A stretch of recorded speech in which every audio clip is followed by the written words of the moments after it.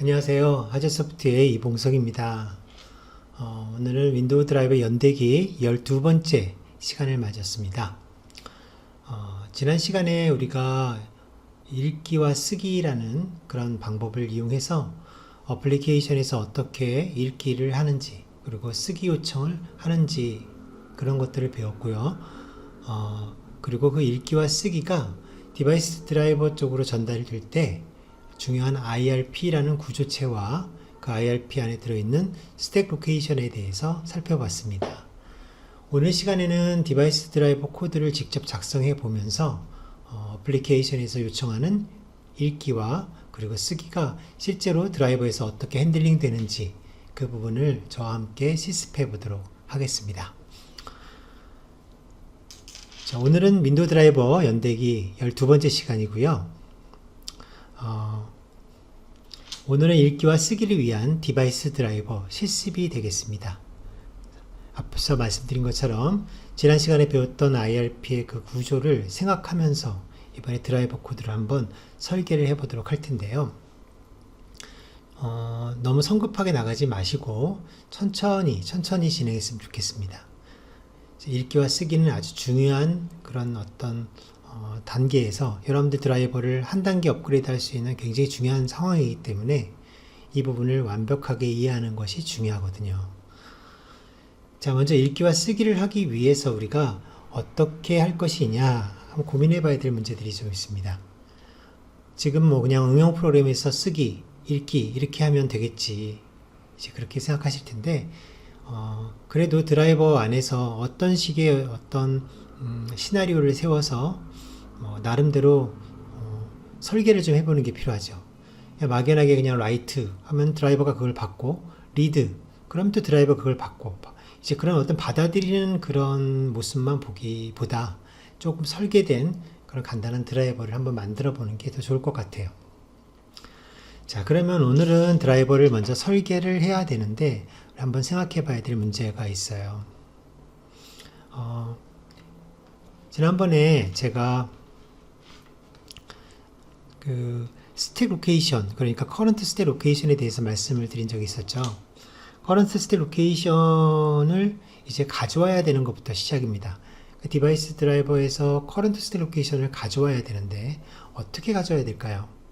자, 커런트 로케이션은 이제 지난번에 배웠던 내용을 보면 IRP가 이렇게 있을 때 이게 IRP라고 하겠습니다. IRP 안에 어떤 필드가 있다고 그랬었죠. 이 필드의 이름이 current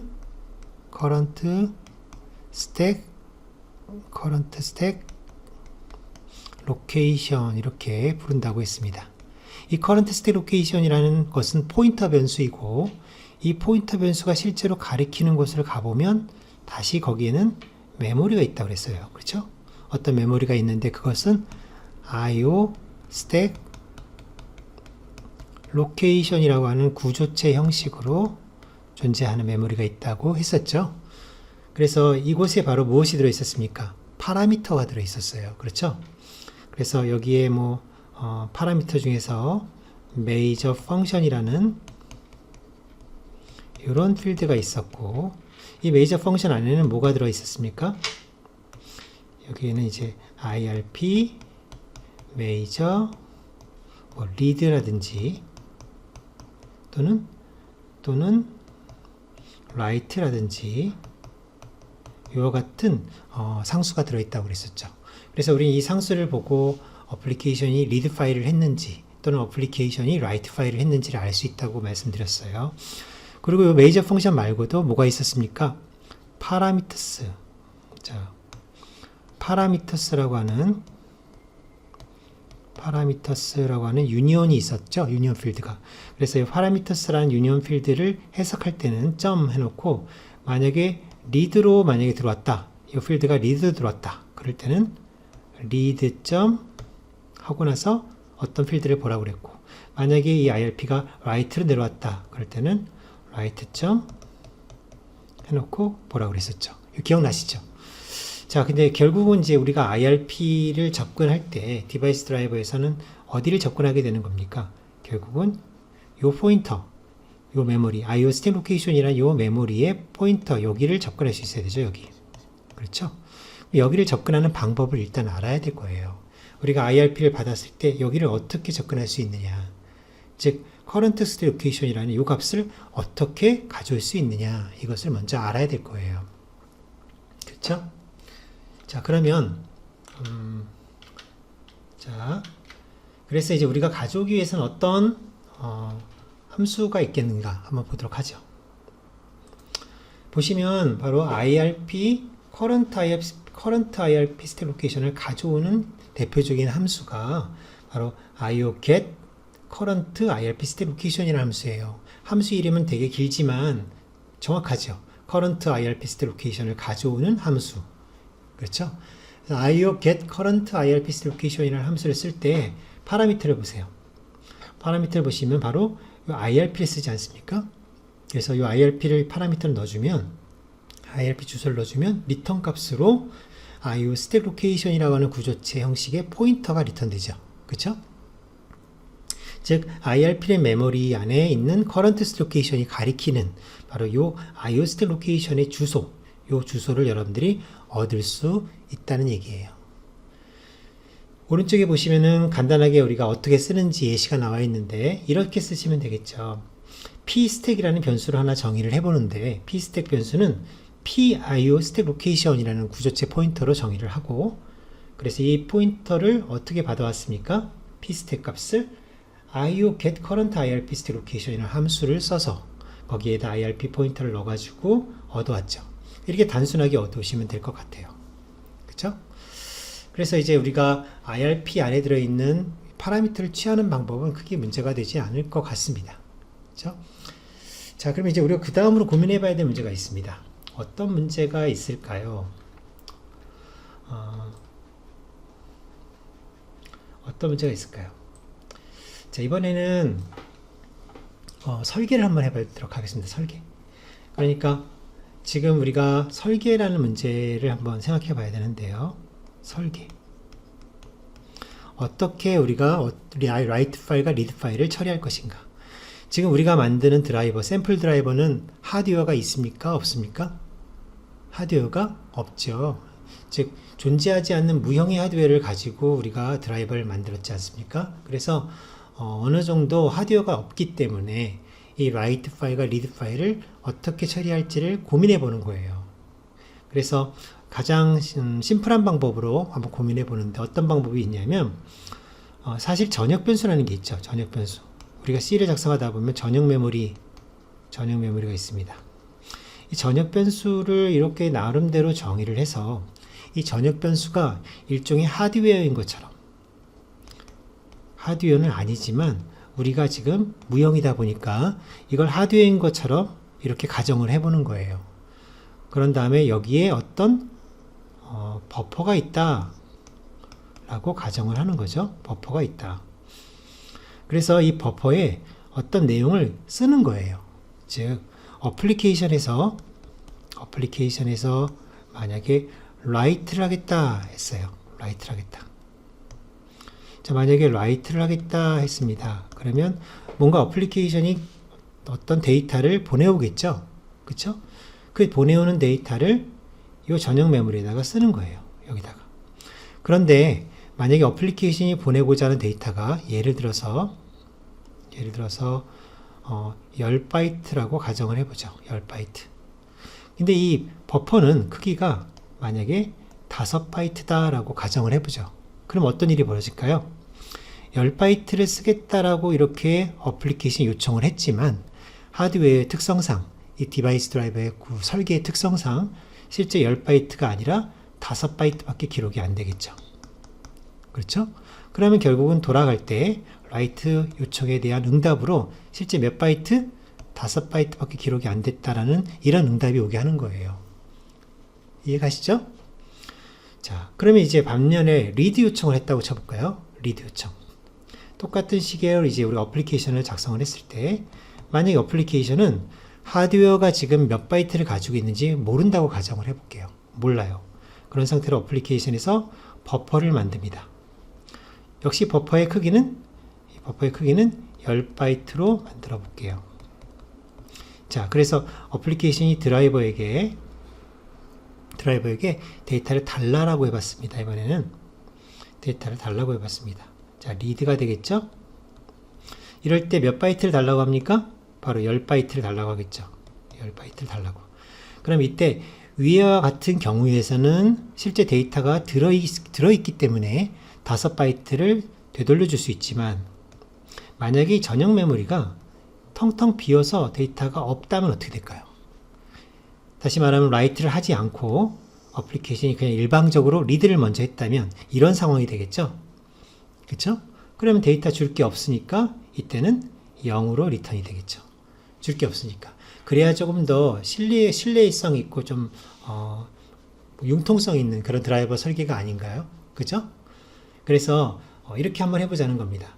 디바이스 드라이버 내에 전용 메모리가 있다고 하면 그 전용 메모리를 두고 어플리케이션이 라이트를 했을 때 그 데이터를 전용 메모리에 보관을 하는 거예요. 물론 보관할 때는 최대 크기를 우리가 지정을 해서 그 크기 이상은 받지 않도록 이렇게 설계를 하는 거고요. 반면에 이제 어플리케이션이 리드를 하겠다라고 하면 이때는 전용 메모리에 들어있는 데이터가 있으면 그 있는 데이터를 리턴해 주는 거죠. 그래서 뭔가 데이터가 들어있으면 얘를 리턴해 주면 되고, 데이터가 없으면 없다라고 리턴 값을 0이라고 해서 돌려주는 거예요. 아셨죠? 자, 그러면 이제 여기까지 우리가 간단한 설계가 되었어요. 우리가 하나 생각해 볼 만한 문제가 있습니다. 일전에 우리 디바이스 오브젝트를 배울 때, 우리가 익스텐션이라는 말을 한번 배워본 적이 있어요. 익스텐션. 자, 디바이스 익스텐션. 디바이스 익스텐션이라고 해요. 디바이스 익스텐션. 기억나십니까? 디바이스 오브젝트를 만들어서 우리가 지금 사용을 하고 있잖아요. 그 디바이스 오브젝트를 만들면 그 디바이스 오브젝트 외에 별도의 메모리를 더 확보할 수 있는 방법이 있는데, 그게 바로 이 디바이스 익스텐션이라고 했습니다. 자, 이건 결국 어떤 얘기냐면, 우리가 디바이스 오브젝트를 하나 만들면, 자, 이게 디바이스 오브젝트라고 한번 해봅시다. 디바이스 오브젝트라는 걸 만들었어요. 그러면 이 디바이스 오브젝트 안에 어떤 필드가 하나 있는 거예요. 이렇게 필드가 있어요. 이 필드의 이름이 디바이스 익스텐션이라는 이름을 가지고 있어요. 디바이스 익스텐션. 자, 그래서 이 디바이스 오브젝트 구조체 안에 디바이스 익스텐션이라는 필드가 평상시에는 널이에요. 즉, 이 값이 0이라는 거죠. 그런데 만약에 여러분들이 디바이스 오브젝트를 만들 때 별도의 파라미터로 내가 원하는 크기 값을 주게 되면, 예를 들어서 내가 100이라는 값을 주게 되면 디바이스 오브젝트가 만들어질 때 바로 이 필드가 0이 아니라 어떤 주소가 돼요.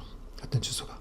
그래서 그 주소가 어디를 가리키냐면 시스템 내에 그냥 일반 메모리, 비어있는 메모리를 가리키게 되는 거고, 이 메모리는 내가 만약에 100바이트를 요청을 했다 그러면 100바이트만큼 비어있는 상태로 메모리가 할당이 되는 거예요. 이해 가시나요? 그러니까 우리가 디바이스 오브젝트를 그냥 만들었지만, 이제는 디바이스 오브젝트를 만들 때 별도의 메모리가 필요하다라고 해서 여러분들이 별도의 메모리 크기를 100이다 라고 가정한다면, 100이라는 값을 파라미터로 넣어서 디바이스 오브젝트를 만들면 자동적으로 그 안에 디바이스 익스텐션이라는 필드가 의미를 가지게 되고, 이 필드의 포인터는 누굴 가리키냐면 다른 메모리를 가리키며, 그 메모리는 바로 비어있는, 여러분들이 개인적으로 쓸 수 있는 프라이빗한 메모리가 되는 겁니다. 그래서 저는 이 메모리를 특별히 프라이빗 디바이스 익스텐션이라고 이렇게 불렀어요. 프라이빗 디바이스 익스텐션.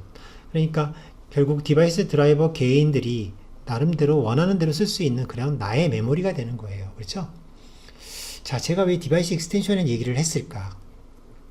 디바이스 드라이버를 개발하다 보면은 웬만해서는 전역 변수를 쓰지 않는 게 좋아요. 전역 변수를 쓰지 않는 게 좋고, 아까 우리가 앞에서 배웠던, 앞에 설명드렸던 바로 요 전역 메모리 있잖아요.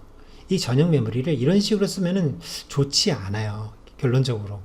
그래서 디바이스 드라이버 내에서 전용 메모리를 쓰겠다 그러면 가장 좋은 곳이 어디냐면 바로 디바이스 익스텐션입니다. 그러다 보니까 제가 이렇게 디바이스 오브젝트를 만들 때 디바이스 익스텐션을 충분히 확보를 하고 그곳에다가 오늘 이제 설계했던 그런 메모리 버퍼를 이곳에다가 설계를 하게 되면 익스텐션에다 설계를 하게 되면 굉장히 깔끔하고 세련된 그런 드라이버가 될 수가 있어요.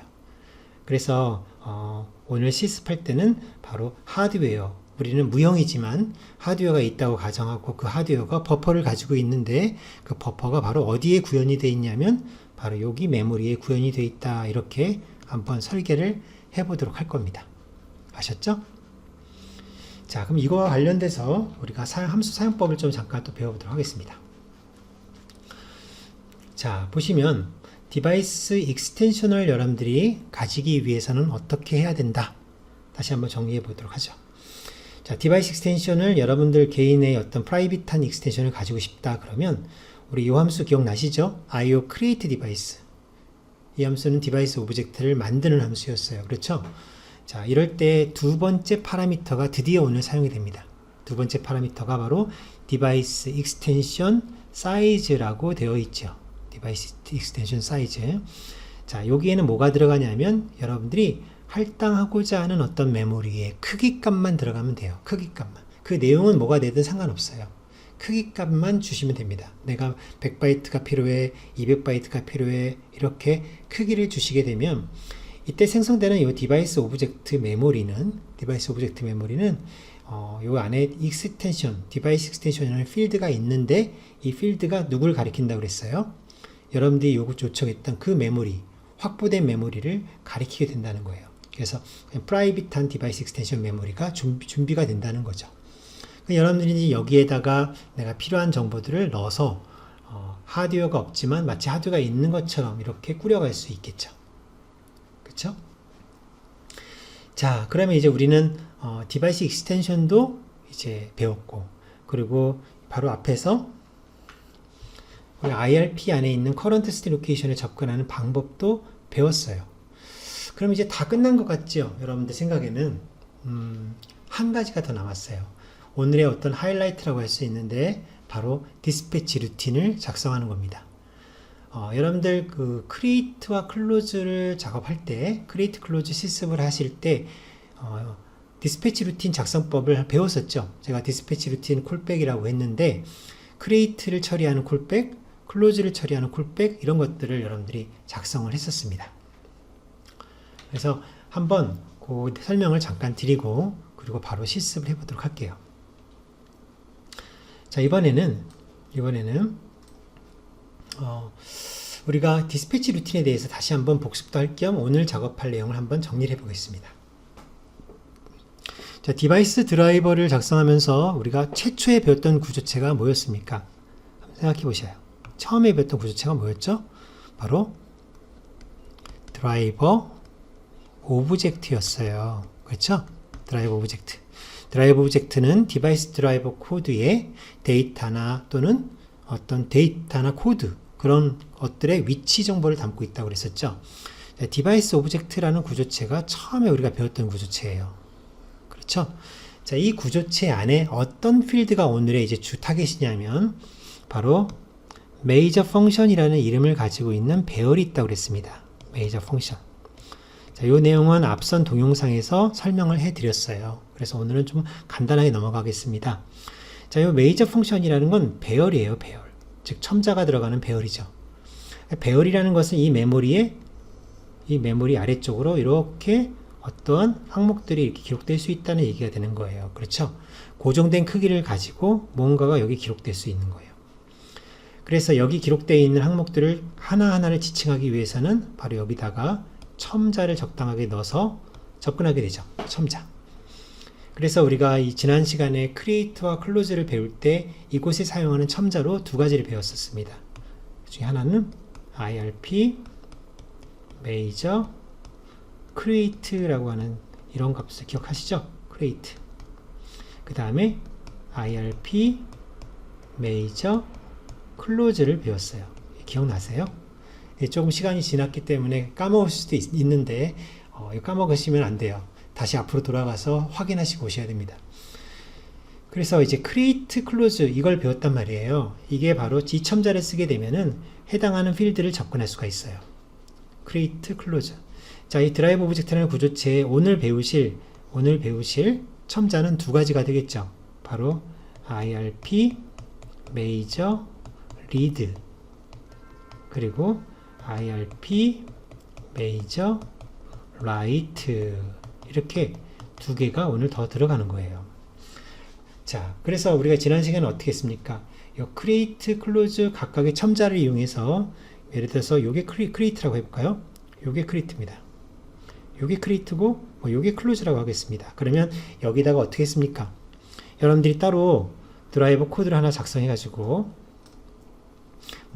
어떤 함수를 작성했었죠. 예를 들어서 어떤 함수가 있고 그 함수에 인자가 있고 그리고 이렇게 함수를 열고 함수를 닫았다. 또 어떤 함수가 있고 그 함수에 인자가 있고 열고 닫았다. 그럼 어떻게 했습니까? 지난 시간에 예전에 바로 요것이 요 주소가 여기다 담겨지고 요 주소를 여기다 담았죠.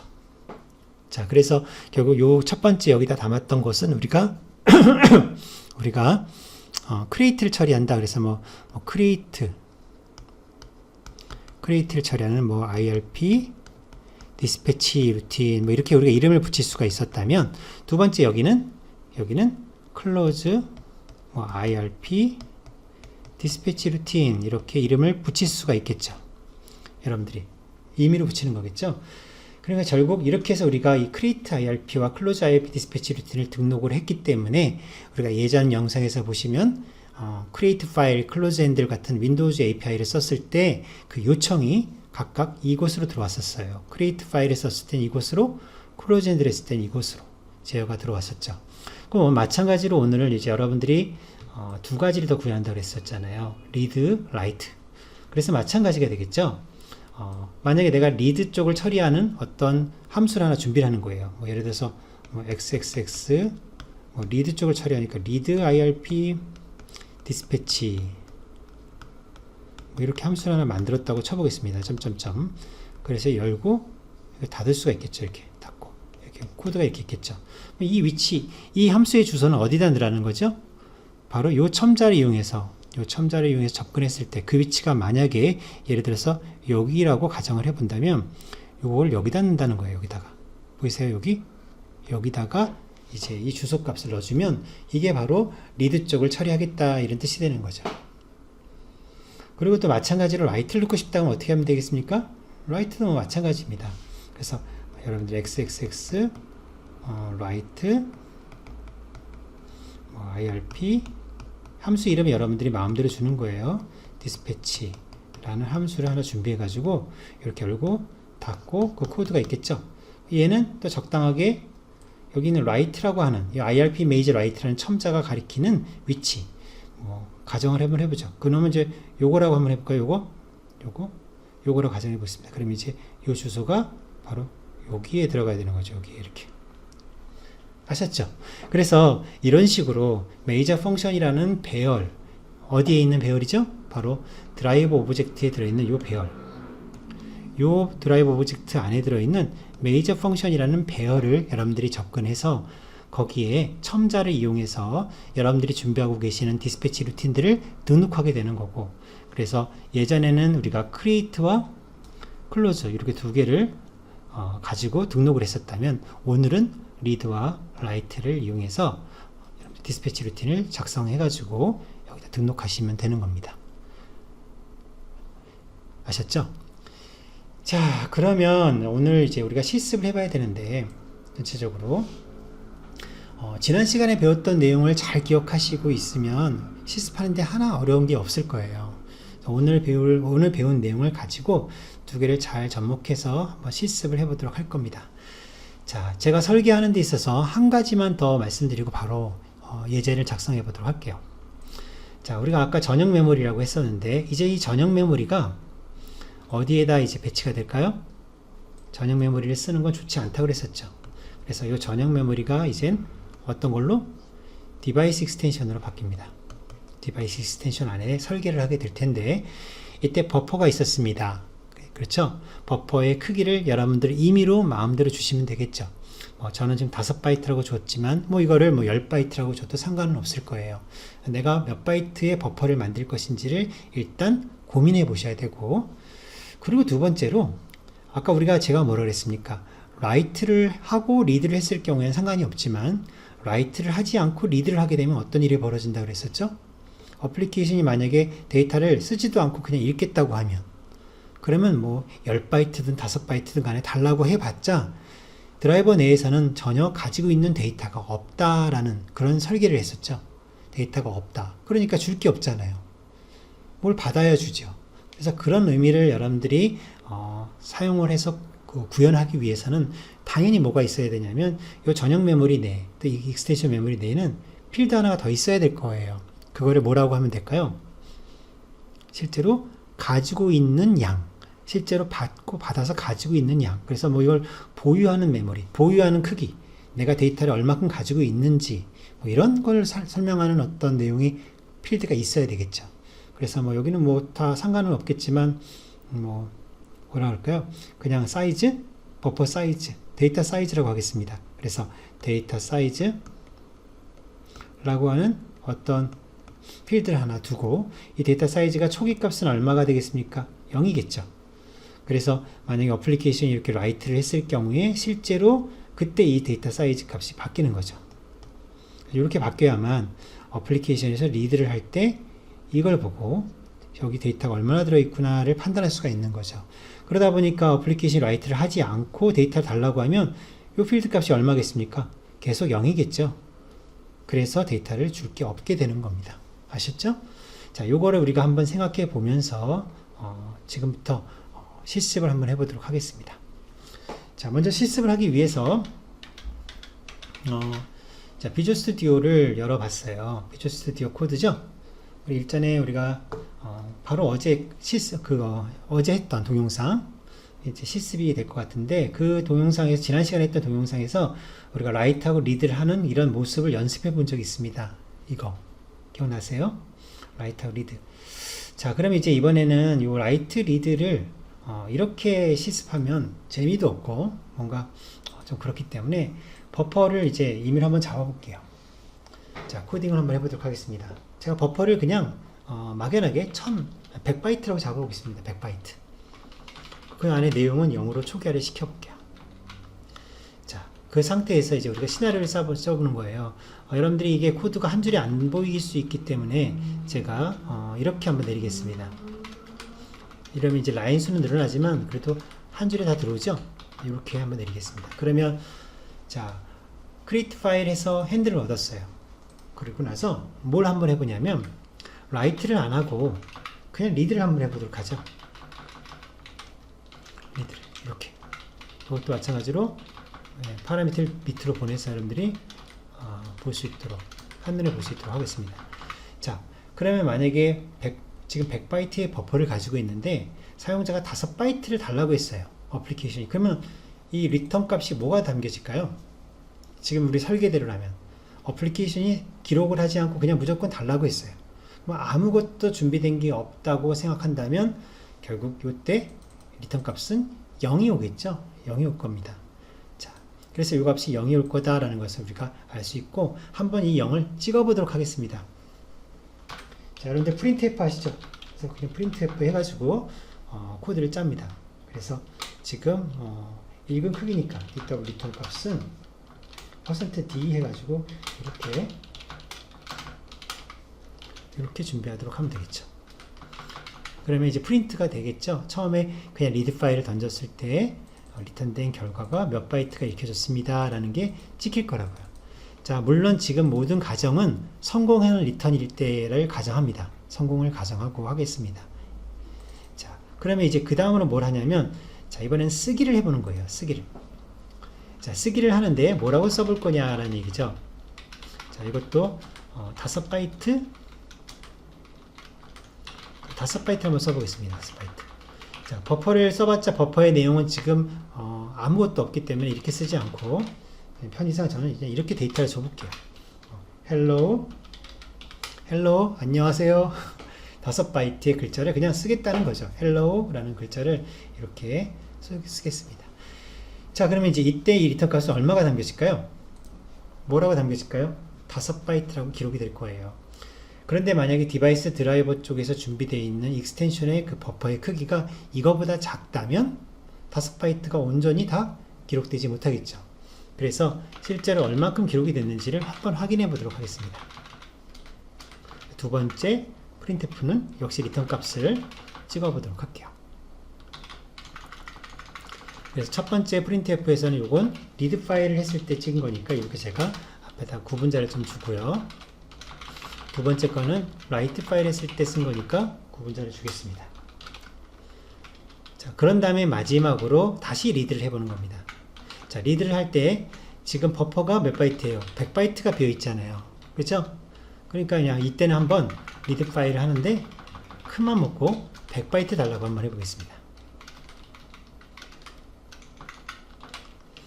자, 이러면 실제로 여러분들 한번 생각해 보세요. 몇 바이트가 리드가 될까요? 몇 바이트가. 자, 디바이스 드라이버가 받아들인 것만큼만 리드가 되겠죠. 보나만 합니다. 즉, 디바이스 드라이버가 만약에 5바이트 중에 4바이트를 받아들였다? 그러면 리드에서도 아무리 100바이트 달라고 해도 4바이트밖에 읽히지 않아야 되는 거죠. 그래서 이 부분을 한번 또 출력을 해보도록 하겠습니다. 이렇게 출력을 하겠습니다.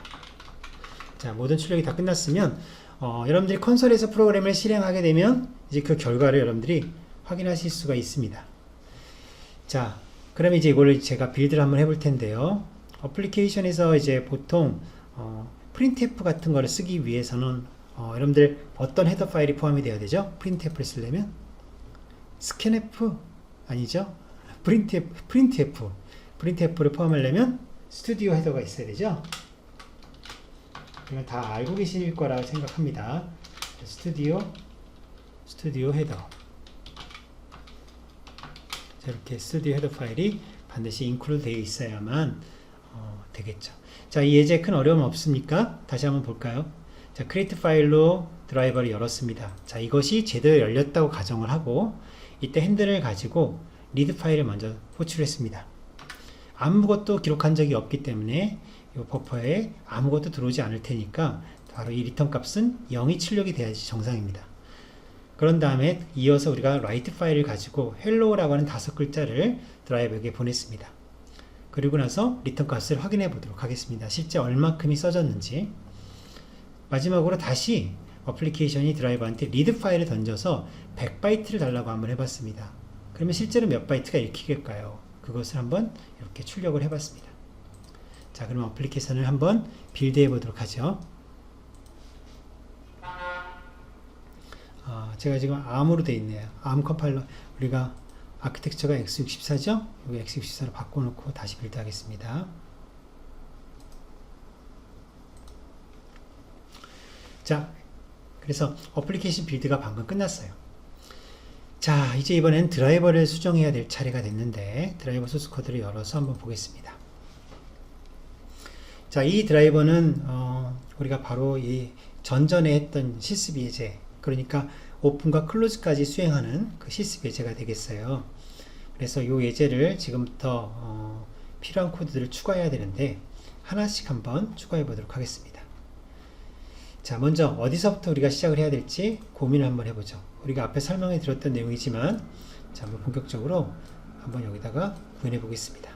자, 첫 번째로 여러분들이 고민해야 될 부분은 바로 드라이버 엔트리.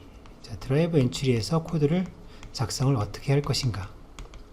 자, 드라이버 엔트리 코드에서 여러분들이 고민해야 될 거는 다름 아니라 바로 드라이버 오브젝트에 있는 배열이 있었죠? 메이저 펑션.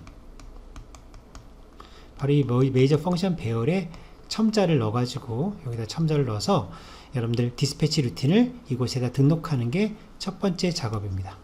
자, 한번 해보도록 하죠. 자, 그러면 지금 기존에 디스패치 루틴이 2개가 준비가 되어 있었어요. 크리에이트하고 클로즈를 할 때 이미 이전에 이런 작업들을 했었어요, 저희가. 그렇죠? 그러니까 이걸 우리가 그대로 베껴서 리드하고 라이트도 똑같이 흉내를 내면 될 것 같습니다. 자, 한번 넣어보도록 하죠. 자, 첫 번째로 크리에이트 대신 리드를 주고요. 그 다음에 두 번째로 라이트를 주면 되겠죠. 그리고 함수 이름은 create dispatch가 아니라 리드 dispatch, 그리고 close가 아니라 write dispatch 이렇게 주시면 되겠네요. 그죠? 자, 지금은 이제 아직 함수가 준비되어 있지 않기 때문에 이렇게 빨간 표시로 에러라고 보여주고 있습니다. 자, 이렇게 리드하고 라이트를 준비하는 작업이 첫 번째 작업이 될 것 같아요.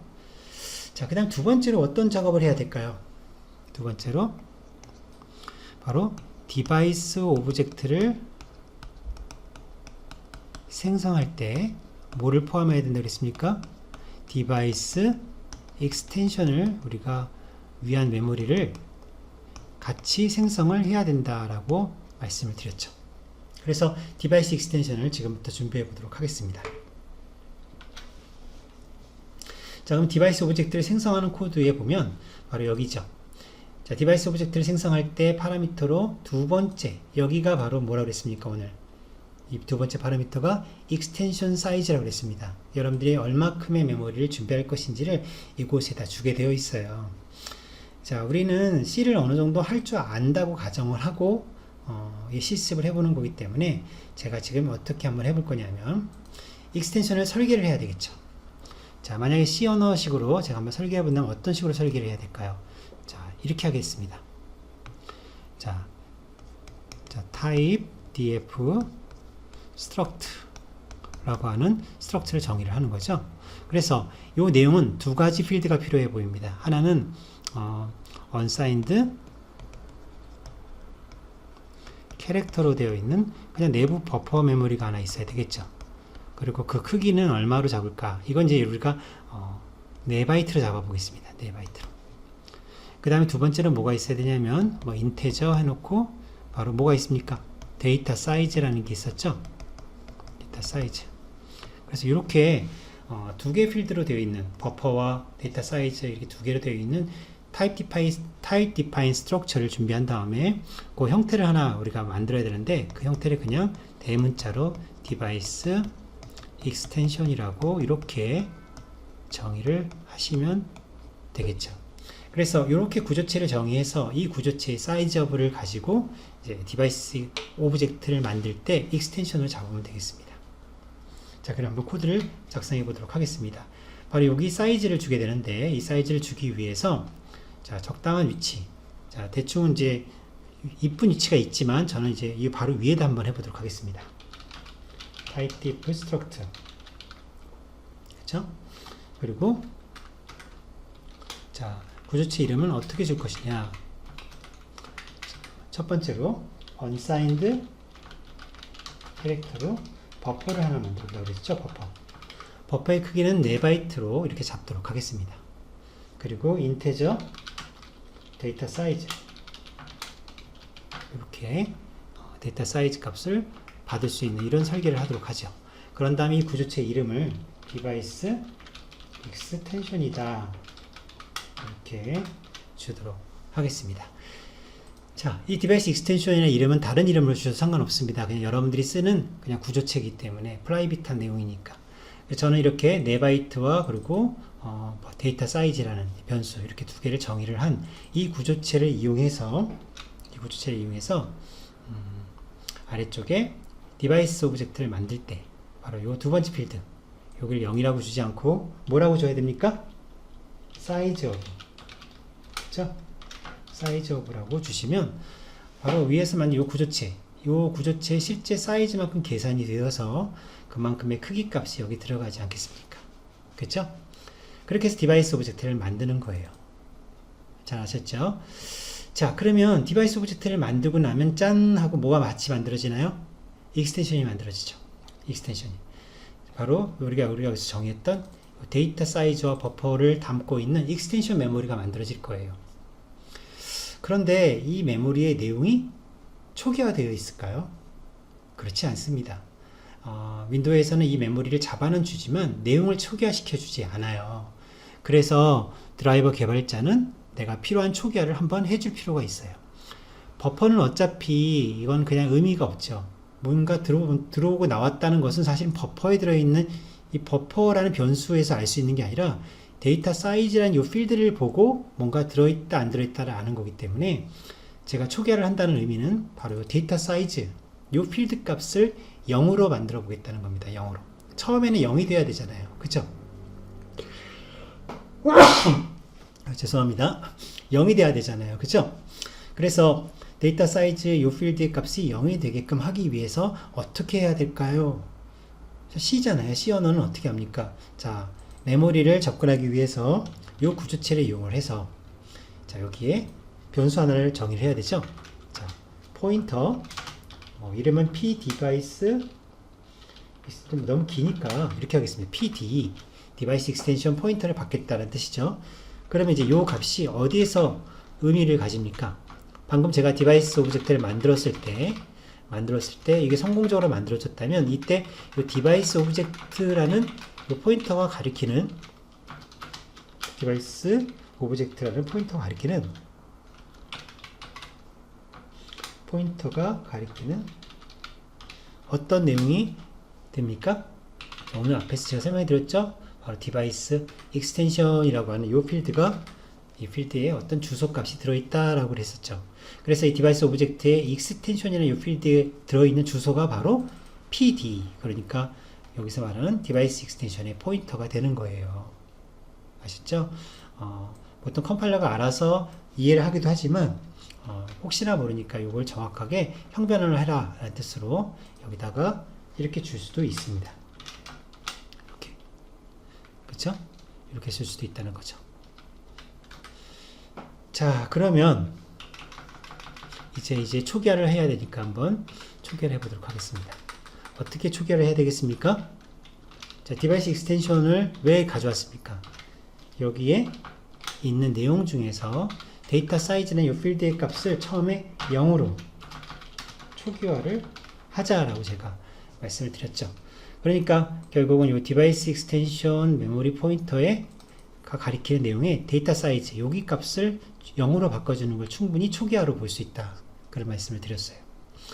자, 그러면 이제 디바이스 오브젝트 만들 때 익스텐션 사이즈를 주고 만든 거 다 됐고, 초기화하는 거 다 됐고, 그리고 디스패치 루틴으로 리드하고 라이트를 각각 준비해서 넣는 것까지 다 됐잖아요. 이제 남은 작업은 뭐가 남았을까요? 바로 리드 디스패치 그리고 라이트 디스패치를 작성하는 일이 남았어요. 자, 오늘의 하이라이트가 되겠습니다. 자, 지금부터 어떻게 작성하는지 한번 보여야 되는데, 자, 드라이브 엔트리는 이제 이렇게 우리가 준비하는 작업이 있다면, 그 다음 우리가 생각해야 될 부분이 바로 자, 라이트하고 리드입니다. 자, 뭘 먼저 할 것이냐, 뭐 어떤 것든 상관없어요. 자, 라이트 쪽부터 만약에 먼저 한다고 쳐보겠습니다. 자, 만약에 라이트 디스패치 루틴을 먼저 여러분들이 작성해 본다 라고 하죠. 자, 라이트 디스패치 루틴을 작성을 할 때, 자, 여기 들어오는 파라미터가 있는데, 여러분 기억나십니까? 모든 IRP 디스패치 루틴들은 이 파라미터가 똑같다고 그랬죠. 들어오는 프로토타입이. 첫 번째 뭐가 들어오죠? 첫 번째 디바이스 오브젝트. 두 번째 뭐가 들어오죠? 두 번째 IRP 주소. 이거는 뭐 모든 IRP 디스패치 루틴이 다 똑같아요. 그래서 크리에이트 때도 이랬었고, 클로즈도 이랬었고, 앞으로 리드도 이렇고, 라이트도 이래요. 다 똑같습니다. 자, 그럼 이렇게 파라미터가 들어온다고 했을 때, 자, 한번 생각해 보세요. 자, 우리 오늘 배웠던 그림이 있었죠. 라이트를 어떤 식으로 우리가 하겠다고 그랬었냐면, 자, 이거 기억나십니까? 라이트 명령이 들어오면, 자, 어플리케이션이 가리키는 버퍼로부터 데이터를 취해서 사용자가 원하는 크기만큼의 데이터를 취해서 버퍼에다 기록을 해야 되죠. 내부 버퍼에. 그런데 이때 내부 버퍼는 최대 크기가 있다고 말씀을 드렸습니다. 지금 저는 4라고 잡았다고 가정하자면 4라는 크기만큼만 담을 수가 있는 거죠. 그래서 그에 따른 적당한 핸들링이 필요하다라고 말씀드렸어요. 그쵸? 자, 그러면 이제 네. 자, 이게 아니라 이게 아니라 여기다 놓고, 자, 그러면 이제 라이트 디스패치에서 우리가 해야 될 일은 뭐냐? 첫 번째 뭘까요? 첫 번째 바로 current state location을 가져와야죠. current state location. 그렇죠? 왜냐면 파라미터를 접근해야 되니까. 그래서 current state location을 가져오는 작업이 첫 번째로 이루어져야 된다. 그렇죠? 자, 그럼 이 current state location을 가져오는 방법 코딩 한번 해보도록 하겠습니다. 자, 먼저 라이트부터 작업을 한번 해보도록 할게요. 자, 위에 보면은 이미 create close를 이렇게 했던 흔적이 있으니까 요거를 대충 카피해 가지고 요 구조체 아래쪽에다 정의하는 게 편하겠죠. 여기다가 write dispatch라고 하겠습니다. write dispatch. 자, 그러면 이제 제일 먼저 무엇을 한다고 그랬습니까? 바로 current state location을 가져온다고 그랬었죠. 오늘 앞에서 어떻게 가져온다고 그랬습니까? 자, 이걸 가져오기 위해서는 먼저 변수를 정의하라고 했죠. pio stack location이라고 하는 이런 구조체를 담아올 포인터 변수를 정의를 하고, 그런 다음에 이 값을 어디서 가져온다고 그랬어요? 바로 여기서 파라미터로 전달되는 요 IRP 주소를 이용해서 어떻게 가져오죠? IO 좀 긴 함수가 있었죠. IO get current IRP stack location 이런 함수를 쓰시면 되죠. 그래서 여기다가 IRP를 이렇게 넣어주시면 이게 바로 포인터를 가져오는 작업이 되는 거죠. 보이시죠? p스택을 어떻게 가져왔습니까? IRP 구조체 포인터를 이용해서 그곳에서 current state location을 가져와라, 이렇게 작업을 할 수 있다는 얘기예요. 자, 가져왔으면 이제 거기에 파라미터를 취하면 되는 거죠. 우리가 여기서 취할 파라미터는 뭐하고 뭘 취할까요? current state location에서 우리가 취할 파라미터는 딱 하나입니다. 자, 파라미터, 지난번에 배웠던 파라미터 read length라고 하는, read가 아니죠? 네, write가 되겠습니다. 자, 여기는 write length라는 이 필드를 참조를 해야 되죠. 이게 뭘 나타내는 거였습니까? 사용자가 지금 몇 바이트를 기록하려고 하는지 그것을 나타내죠. 그래서 이 기록하려는 이 데이터의 크기, 요청 크기를 여러분들이 확인을 해서 이 요청 크기가 뭐보다 크면 안 됩니까? 우리가 준비하고 있는 익스텐션 내의 메모리보다 크면 안 되죠. 그걸 나름대로 잘 판단하셔가지고 적당한 크기만큼만 이제 복사를 할 수 있도록 하셔야 되는 거죠. 그래서 바로 이 랭스를 취하면 되는 거고, 그럼 이 랭스를 취할 때 어떤 식의 방법이 좋으냐? 저는 이렇게 코딩을 한번 해볼게요. 자, 제가 코딩을 할 때는 먼저 그 사이즈 값을 하나 제가 받아올 거기 때문에 사이즈 값을 이렇게 한번 잡아보겠습니다. 인테저 랭스라고 이렇게 하고요. 자, 이 랭스라는 이 값을 어떻게 제가 취하는지 보십시오. 자, 이렇게 취하는 방법도 있죠. 물론 이제 방법은 여러 가지지만 저는 이렇게 하는 편이에요. 자, 이 랭스 값을 가져올 때 이 스택에서, 자, 스택에 뭐라고 그랬습니까?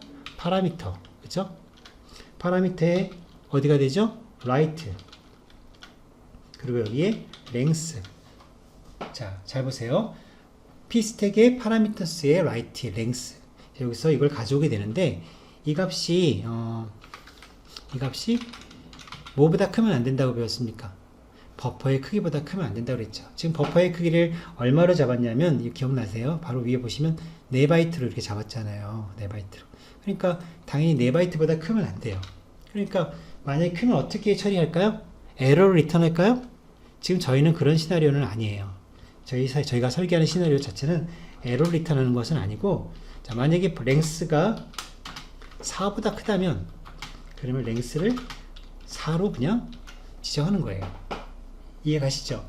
그러니까 만약에 랭스 값이 뭐 5다, 6이다, 7이다 이렇게 오면은 그걸 에러로 처리하는 게 아니라 그냥 받아들일 수 있는 데까지만 받아들이겠다, 이런 의미가 되는 거예요.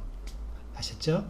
자, 그래서 랭스 값을 이렇게 해주는, 이렇게 예외 처리를 해주는 거, 이게 굉장히 세련된 그런 모습이라고 할 수 있습니다. 자, 그러면 이제 랭스도 알았잖아요. 이제 뭐만 남았습니까? 여러분들 고민할 일은 바로 마지막 파라미터 하나만 더 남았죠. 그게 뭐죠? 지난 시간에 배웠었는데 바로 유저 버퍼입니다. 유저 버퍼. 즉 사용자 버퍼에 접근할 수 있어야 된다고 했었잖아요. 지금 write 같은 경우라면 사용자가 버퍼를 여러분들에게 제공해 주잖아요. 그러니까 그 버퍼에서 내용을 끄집어내야죠. 여기 어디 들어간다고 배웠습니까? 어디 들어간다고 배웠죠? 자, 스택에 들어가는 거 아닙니다. 스택 로케이션이 아니고 바로 IRP에 들어간다고 배웠습니다. IRP의 유저 버퍼. 기억나세요? 지난 시간에 배웠습니다. 이 내용에 대해서. 그래서 IRP의 유저 버퍼 필드에 들어있는 포인터가 바로 유저 버퍼, 사용자 버퍼를 나타낸다, 그런 얘기예요. 자, 그래서 이제 이거를 코드상으로 한번 이렇게 정리를 한번 해보도록 하죠. 버퍼를 하나 정의합니다. 버퍼를 unsigned 캐릭터 포인터니까 p 유저 버퍼 이렇게 변수를 하나 만들 수 있겠죠. p 유저 버퍼. 그래서 이 유저 버퍼를 어디서 가져와야 되는 거죠? 자, 지금 받은 IRP에서 가져와야 된다겠습니다. IRP의 유저 버퍼라는 필드에서 가져와야 된다.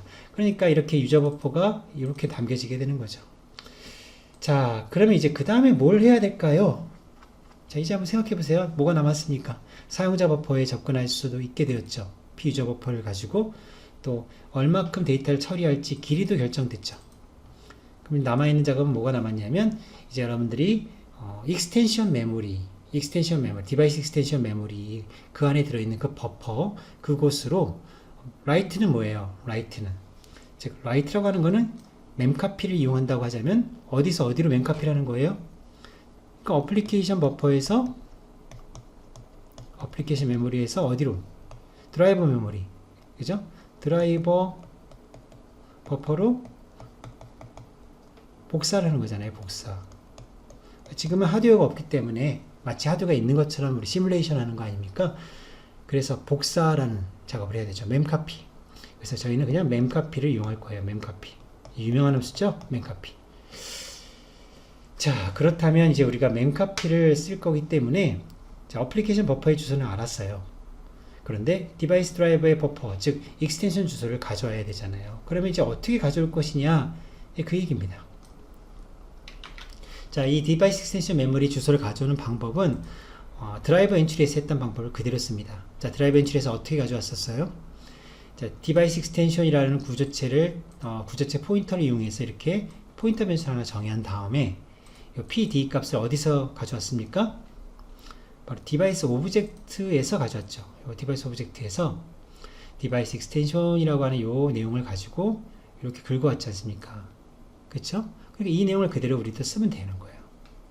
이거를 그대로 가져다가 써보도록 하겠습니다. 자, 이걸 하기 위해서는 뭐가 있어야 돼요? 바로 디바이스 오브젝트가 있어야 되는 거죠. 자, 그럼 다시 올라와서 좀 전에 했던 바로 여기 라이트 디스패치에서 이제 어떤 코드가 필요합니까? 익스텐션을 가져오는 코드가 필요한 거예요. 이때 이 디바이스 오브젝트 이 변수 이름이 저희는 지금 이렇게 약식을 썼기 때문에 이 이름으로 이렇게 바꿔주시면 되는 거예요. 자, 어때요? 디바이스 오브젝트의 디바이스 익스텐션 필드가 가리키고 있는 포인터 값을 디바이스 오브젝트 포인터 형식으로 해서 PD 변수에 가져오겠다. 자, 근데 이 변수가 없잖아요. 그러니까 변수를 여기다 또 추가 정의를 해야 되겠죠.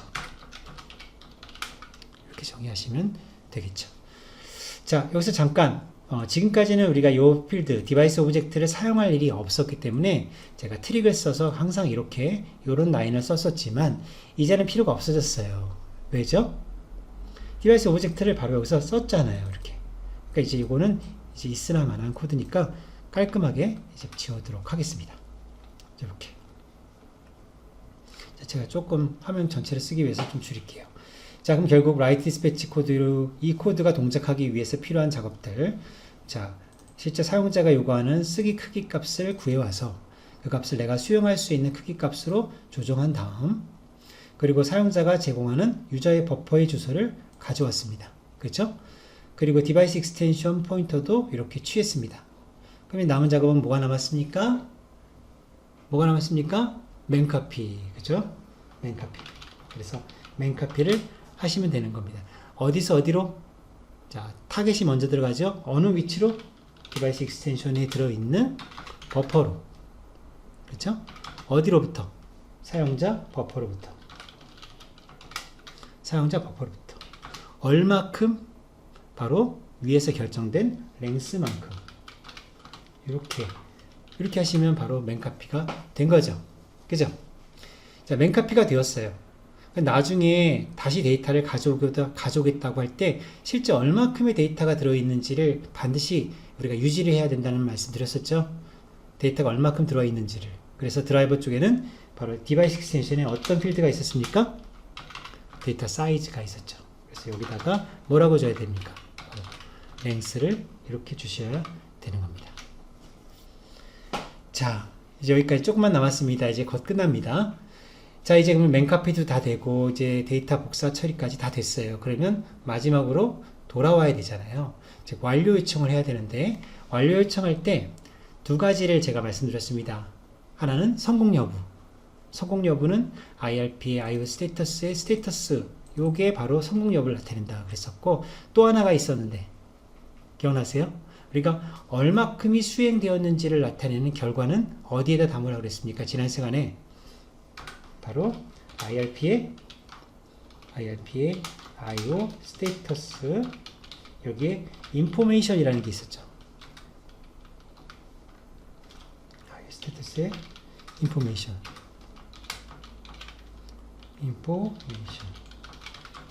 바로 이 값이 여기가 데이터를 담아야 될 위치가 되겠습니다.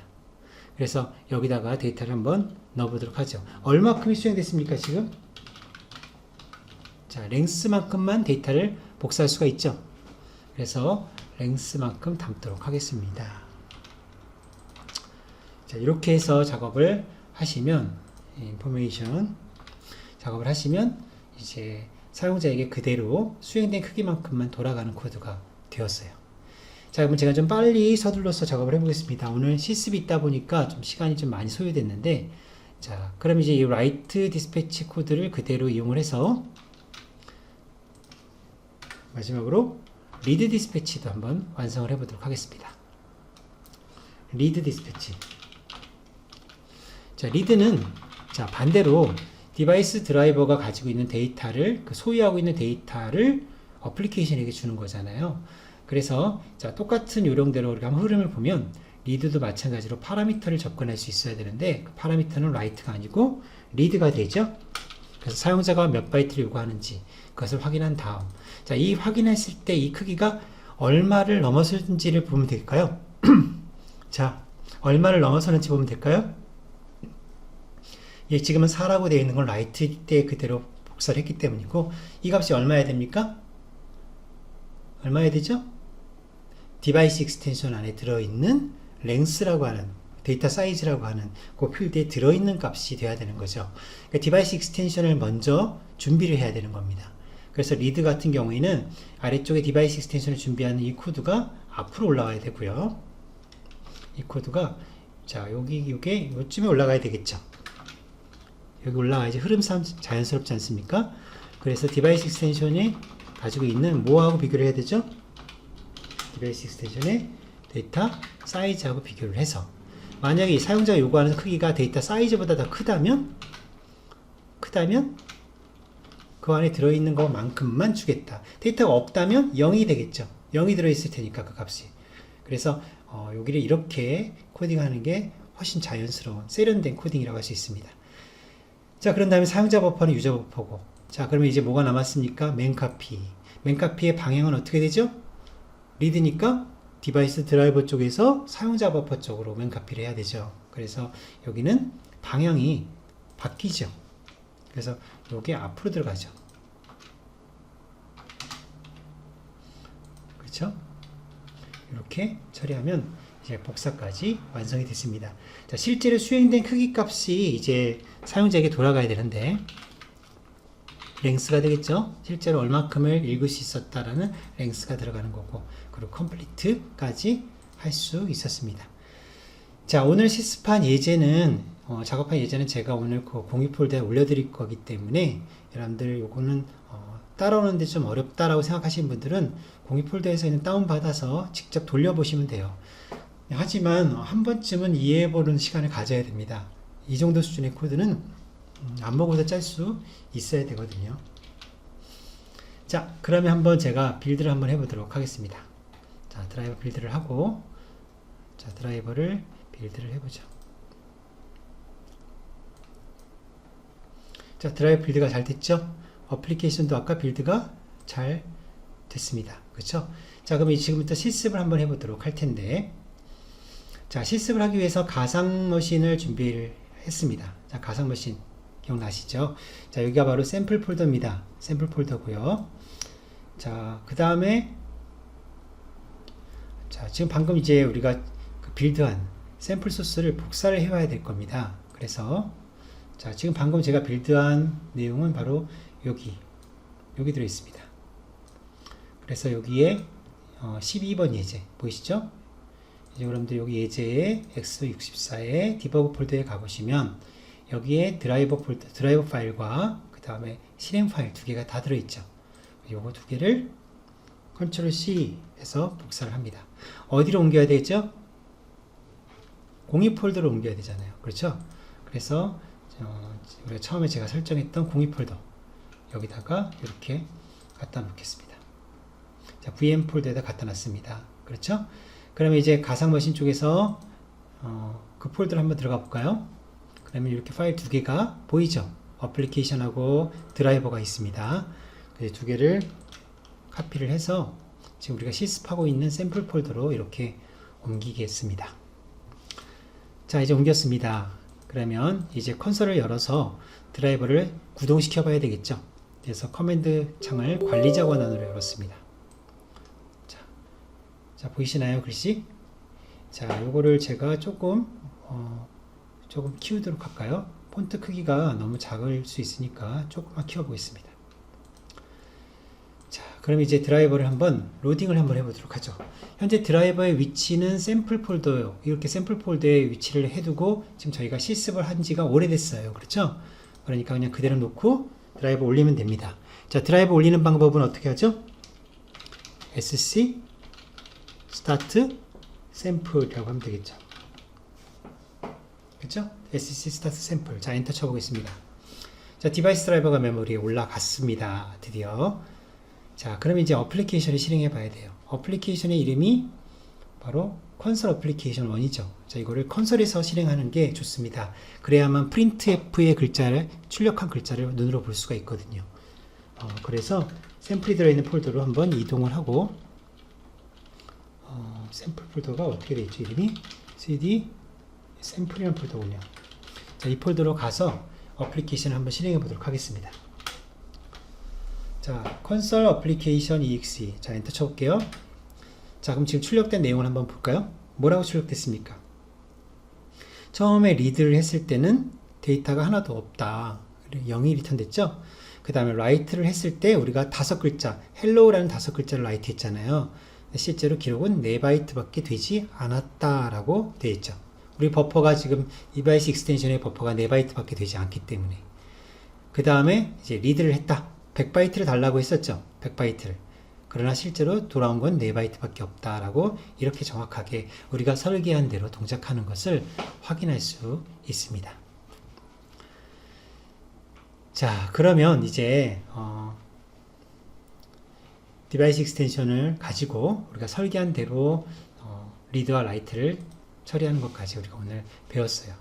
자, 오늘은 좀 긴 시간이었습니다. 평상시보다 약 2배 가깝게 실습을 했는데 좀 천천히 중요한 내용이다 보니까 좀 천천히 진행을 했어요. 가능하면 1시간 내에 강의를 끝내도록 노력하겠습니다. 너무 길면 여러분들도 힘들고 저도 힘듭니다. 자, 이제 우리가 다음 시간에는 또 재밌는 걸 좀 배워보죠. 우리가 지금 샘플 드라이브를 만들어서 이렇게 하나하나 올리고 있는데 이제 여러분들이 어떤 준비가 되었냐면 어플리케이션으로부터 디바이스 드라이버로 뭔가를 보낼 수 있는 준비가 됐잖아요. 그러면 이제 그런 준비가 됐다는 얘기는 디바이스 드라이버의 행동도 이제 여러 가지로 바꿀 수 있다는 얘기가 되거든요. 그래서 그런 작업들을 우리가 생각해 보고 실습 예제도 조금 더 세련된 예제를 준비해서 여러분들하고 한번 같이 진행해 보도록 하겠습니다. 오늘 긴 시간 동안 고생 많았습니다. 감사합니다. 하지소프트 이봉석이었습니다.